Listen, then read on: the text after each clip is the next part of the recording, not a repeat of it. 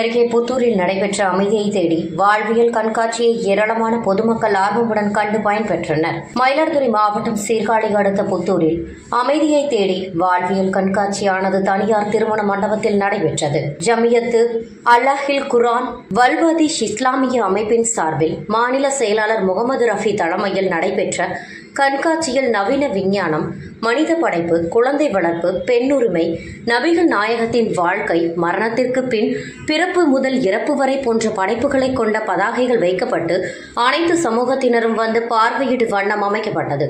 கண்காட்சியில் குர்ஆன் நூலானது தமிழாக்கம் செய்யப்பட்டு அதிலுள்ள படைப்புகளை பொதுமக்களுக்கு விளக்கி கூறி குர்ஆன் தமிழாக்க பிரதி பொதுமக்களுக்கு இலவசமாக வழங்கப்பட்டது.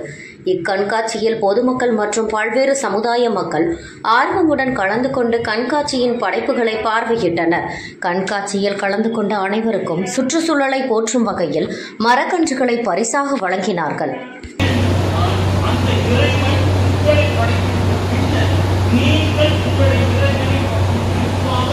நீங்கள்